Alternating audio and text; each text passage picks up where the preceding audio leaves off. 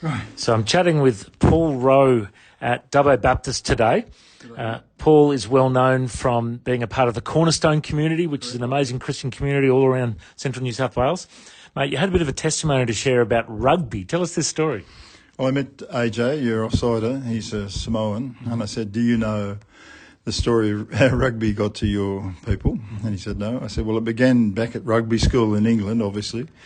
A guy called Thomas Arnold took over that school when it was a mess, and he introduced a system in the school with the principal, then the housemasters who were meant to disciple the boys, and under them the prefects, and then sport was meant to be making men out of them. So that was his model, and it spread all around the world. Most of our, particularly the great GPS schools, but a lot of our high schools still use his same template, and they've lost the Christian root system to it. So it grew into a movement called muscular Christianity. It was spread particularly through a novel one of his students wrote called Tom Brown's School Days. Okay. And that was coextensive with the Moody campaign through England. Okay. And the young athletes from Cambridge University, the Cambridge Seven, which included C.T. Studd, the number one cricketer in England, who went round calling young men and women to service around the world. So that was a huge movement. The muscular Christianity movement was sort of coextensive with this missionary movement. So a lot of those missionaries carried sport with them. So but previous to that, William Wilberforce and the Clapham sect in England, before the First Fleet sail, were praying and thinking about what can we do with the First Fleet and Australia. And they had, and Stuart Piggin has detailed this, their plan was if we could plant Christianity in Sydney Cove, that could be the launching point for the gospel for the whole South Pacific, which it became. And halfway through the century, about 1850, when Charles Darwin was sailing across the Pacific in the Beagle, getting his evolutionary theory together, he wrote in his story, the efforts of the Christian missionaries in the Pacific is one of the greatest epics in human history, because he saw what they'd achieved out there and at the cost of their lives. A lot of them died there. And the first missionaries to Fiji, the chief had 800 heads on poles around his house. Wow.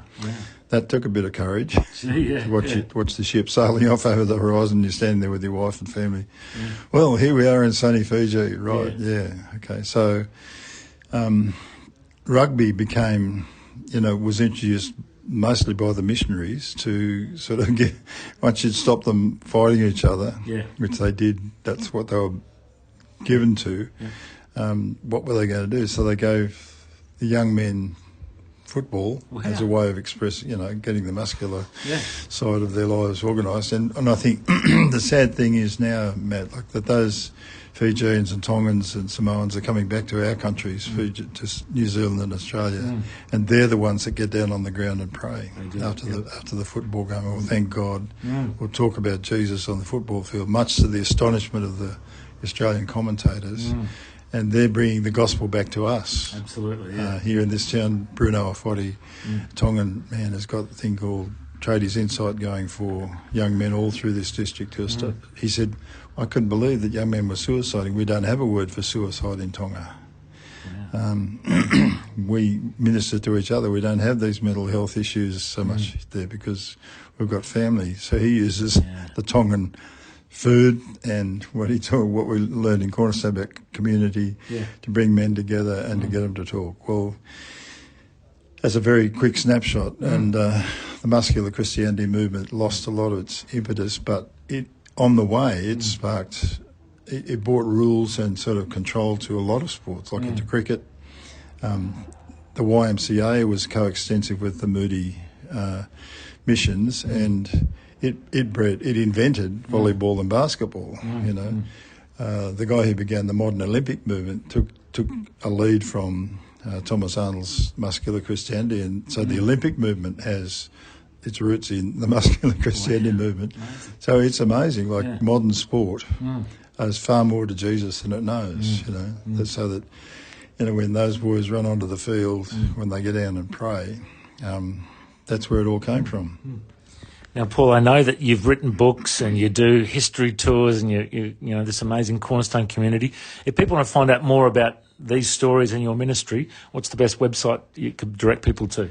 Well, here I can would have spoken your world and vision, because I've talked to the two Phils up there, and they've said, yes, let's get these stories on radio, so we're planning to do that soon. Yep. But you can catch them on my website on theoutbackhistorian.com.au, and I've got 100 or more stories up there already, YouTube clips and blogs, and right now I'm embedded in the Dubbo Christian School trying to get these stories into the school curriculum, and I'm setting up a storytelling training centre that will help teachers all around Australia get a hold of these stories and bring them to the fore, because there's a very strong effort right now to edit our Christian story out of our history as if it didn't matter. But last night, if you were watching the coronation, you would have seen that whole service from start to finish was incredibly Christian, and the king was being told, you need to rule under Jesus Christ, and all the symbolism was there. So as much as we don't like it, it's there. I mean, the Muslim Prime Minister of England read Colossians chapter 3. Amazing. I couldn't believe it. It's amazing. So it's amazing, isn't it? Like and you could sense that people knew, I think, in their heart of hearts, this is what has made England great. That's what made Great Britain great, not its muscular sort of industry and all that sort of stuff. But what made it great was what they said, this book, the Bible, this is our most precious possession. Yeah. That one of the preachers said there. Well, the world needed to hear that, and Australia needs to hear that it still is our most precious possession. And Jesus' footprints are all across this country, and that's what I tell kids. I say, look, you don't know how much you owe to Jesus, you know. And so I'll go on and on. But listen to the radio. I'll be there. Good. Well, Paul, I know that there's been so many people who've been impacted by your ministry over the years, and I encourage people to search up Paul Rowe, the Outback Historian. They can search up that website. The book's called Tell Me Another. Yep. And it's not so much about all these stories, although I tell a lot of stories, but it's my journey with storytelling and why I think storytelling is so powerful. You know, and I watched it happen in the school this week, as my friend O.J. Rushton told some very, very powerful stories, you know, about her grandfather, who was a Nazi war officer in a prisoner of war camp, how he came to faith here in Australia. Well, the kids were riveted, and that was real stuff. Yeah, you know? yeah. We weren't talking theory.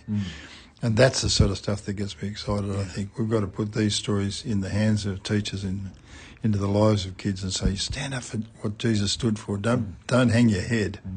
Stand up, square your shoulders, and say, I'm proud to be a Christian, because this country owes so much to Jesus, and it's time we got up and said it. Amen. Paul, thanks for your time. God bless.